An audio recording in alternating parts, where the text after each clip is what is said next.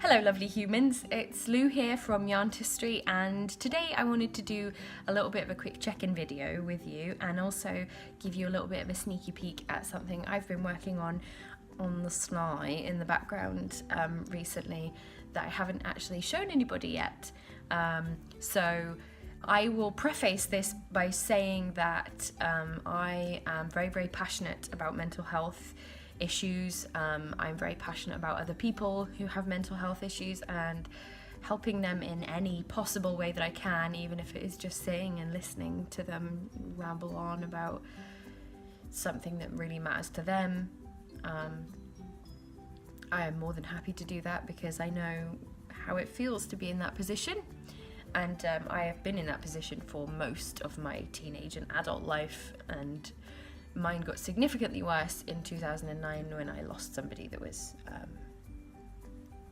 very important to me, and I kind of went downhill after that, and got significantly worse until quite recently, to be honest. So I wanted to try and bring my two passions together in whatever bizarre, obscure way I possibly could, because I'm not a doctor, I'm not a psychiatrist, psychologist, psycholatrist. We'll stick with that. It's fine. That makes sense. I don't know anything really about the technical aspect, the biological aspect of mental health. What I do know is how it feels and how it makes other people feel. And any weird little thing I can do is good. So I wanted to create, and I do plan on making this range far bigger, far bigger, because there is so much that could be done with it. But I wanted to introduce you to some little characters that I've been working on that I hope are going to be representative to some people, as how am I going to word this? I want them to represent something that people are dealing with, and I want them to represent a true embodiment of how that thing feels, almost as a way to suck it out of them, and for this little creature to be almost a way for them to separate these feelings from themselves and to make them much more of an external entity that they can relate to and almost weirdly empathize with. This probably doesn't make sense out of context, but I've created these little characters that I'm calling the bothers, and the bothers are meant to represent various different aspects of mental issues and emotional issues, and things like that, and actually in some cases the physical issues that come along with whatever emotional issue you're dealing with at the time, because there are many terrible symptoms that come along with it that are normal for that and are not anything to be scared of or feared. And I wanted to give these things bodies and personalities and make them seem less scary. So the first one that I wanted to introduce you to is brain fog, and this is brain fog. Brain fog is something that I deal with a lot. This is something that will be more familiar to you if you have anxiety disorder, or something that takes a lot of brain power. I know when my depression gets bad that I do find the brain fog gets significantly worse as well. But as you can see, there is fog. There is visible fog. Now, the thing about all of these that I think makes them as comforting as I find them is that they're all weighted. Now, they're all nice and heavy, and they feel lovely, and there's something very comforting about them. There is something very you can almost feel for them on a level that is not that is on a level that's a bit of a surprise. I find it quite emotional. It sounds pathetic, really. It sounds ridiculous talking about how I find it emotional to see or like feel or hold these guys, but it to me it's seeing a creature that has the same, in theory, the same issues that I have, and it being so small and kind of helpless and heavy. There's something for me that feels very comforting about that, and I can't explain it. And it might not be the same for anybody else, but to me, I love them very much, and I want to make 1 million of them. This one is body dysmorphia. Now, body dysmorphia comes in 1 million different forms, but generally I wanted to aim this at those who see themselves as being less than because they don't look the way that they feel they should. I wasn't sure on the colour of this one. I felt almost like I wanted it to be a khaki green because I wanted this bother to be almost like it wanted to be camouflaged, and didn't want to for people to look at it too much and to overanalyze it, because I feel like as a species we're very wrapped up in our looks and in people. We always think people are looking at us and overanalyzing every bump and roll and curve and zit and bit of greasy hair out of place. So we always think people are analyzing us, and the reality is that people don't really care, because they've got their own things to worry about. They've got their own things to think about, and their own bodies to think, oh no, people are looking at me, and people are looking at me, people think I'm really gross or whatever it is. They don't. Most people don't care. They don't care, but in our eyes, we look like this. We just look like a big old dumpling with a head on top. And ladies, especially, I know, I'm talking to you, I know men are like this too, but ladies, come on. Like, when I look at this little guy, because I'm in the process of trying to lose the baby weight, trying to get fitter and healthier, and mainly just so I can run around with my kids and pick them up and throw them about and not be out of puff. That's all I want. And that to me is important right now.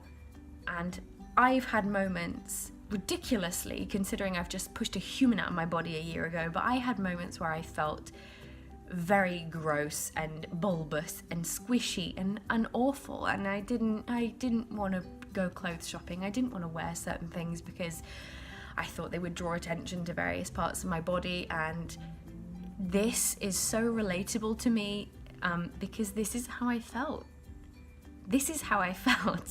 And I could relate to this guy who is also lovely and weighted and heavy, because I felt like this kind of deer in the headlights face, like everybody's looking at me. I feel so disgusting right now. It's not real. Nobody's looking at you. Unless you've got 6 heads, nobody's looking at you. This is all in your head, and this guy knows how you feel, okay? The next one I wanted to introduce to you is just worry. There are 1 million different types of worry, and I plan on making them separately, but this guy is just general worry, worrying about everything, always. I've put him on 3 legs because it makes him unstable and wobbly and a bit jittery, and I feel like I can relate to that on a very spiritual level. Because I do feel very much like with my anxiety disorder, I feel like my worry becomes something that I teeter on the edge very often, and I teeter on the edge of having a complete panic attack and a total breakdown, and I felt like making him a little bit unstable was maybe the right thing to do. As you can see, he has little eyelids, and he's looks very worried about things. And this is a little anime-esque bead of sweat because he's just worrying so much. And his little sad face. This particular one is not weighted because he was the first one that I made, and annoyingly I didn't weight him, but I will be. Any future ones that I make in this style will be weighted and nice and heavy. He's still lovely and squishable and very handsome as far as I'm concerned. So yeah, I'll be taking proper pictures of these guys so that you can see them a bit better, but this is worry. And the last one I have to show you, and I've only made the 4, I'm working on a 5th right now. I have only made the 4 just now, but I do plan on making many others. So this one is social anxiety. Social anxiety is one that many of you, I am well aware, will relate very, very well with, and myself included. My thought process with this guy was that when I'm out and about and I feel very self-conscious and I feel like I don't really want to talk to anyone or have anyone talk to me, I felt like headphones was a good way to, not necessarily headphones, but almost like earmuffs was a good way to represent how that was. A lot of people use headphones and earmuffs and various things like that to kind of try and remove themselves from the equation, try and remove themselves from being a target for a conversation. I know I've done that, and you probably have as well. And I put spikes on this one because I felt like it's a very defensive mechanism doing that. It's a very defensive, please don't talk to me, please, I'll be awkward, I'll say something stupid, you'll tell me enjoy your meal, and I'll say you too to the waiter at a restaurant, or you know, someone will wish me happy birthday and I'll say you too, and then I want to crawl into a hole and just bury myself under piles of soil. There's so much that you think can go wrong if somebody talks to you that you don't want to be a part of that issue at all. The sort of, again, deer in the headlights face, because I felt as if I felt like that was an important aspect, because I know that whenever somebody talks to me and I don't expect it, I go and I kind of don't know what to do with myself. So I felt like that was apt. So this one is social anxiety, and it feels so good. It feels nice and squishy and huggable and lovable. And these are metal and very sharp actually, so just if you do end up with one of these guys, please look after it. I plan on making these in a million different colours if necessary. For these ones, I picked the colours that I felt best represented them to me. But I'm not everyone, and everybody experiences things in different ways. And I would love for you guys to give me your experiences and how you feel like the bothers should look. If there's a particular aspect of anything that you experience physically with mental health or emotionally or any of those things, and you feel as though you can explain in words how they feel or how they make you feel, I would love to hear it. I would love to hear it, because I want as many different viewpoints and as many different examples and as many different brains to help me to understand how various things feel through different eyes. You know, how you may look at brain fog, for example. You may look at brain fog and you might not be able to relate to that, which is fine, because we all have different brains. We all see things in different ways. You might not think that it is representative of how you feel when you get foggy, and when you start to forget things, and when you can't finish sentences or forget how to spell a word, or silly things like that make your life more difficult. Things like that make your life more difficult might not feel like this to you. So if you don't feel as if this is representative or this is something that you can relate to and something that you can really care for, and you don't feel this is correct, I would love to know. I will not be offended. I won't feel like you're criticizing me, because that to me is correct, to my brain.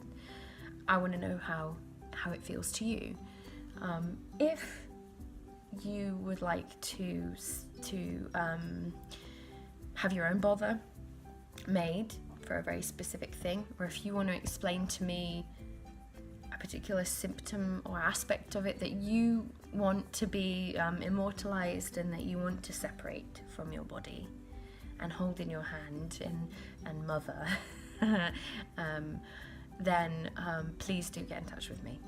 And if you like these guys and you feel like they are representative of how you feel, but you want them in a different color because you don't feel like that quite, you feel like that should be something else. Maybe it should be peach, skin tone, because you feel as though you're exposed and all naked and people are analyzing every single nook and cranny of your body, then say, I would love to hear it. Please do message me, because I would be thrilled.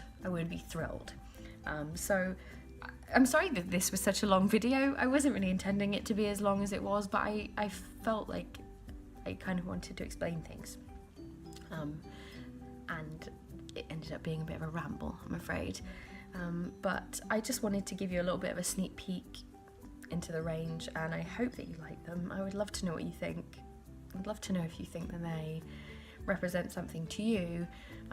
If you think they're wrong, I would love to hear that as well. So without further ado, I shall let you get on with your day, and I love you guys very much, and thank you so much to everybody that I spoke to in advance of making these who did give me a lot of insight into how they feel, and how their issues present themselves, because it was incredibly helpful, and the fact that you shared those details with me was an honour, frankly. So I'm going to let you guys get on with your day after this very long video, and I love you. I think you're all awesome and you're so important to me, and I hope you're having a stellar day and happy weekend.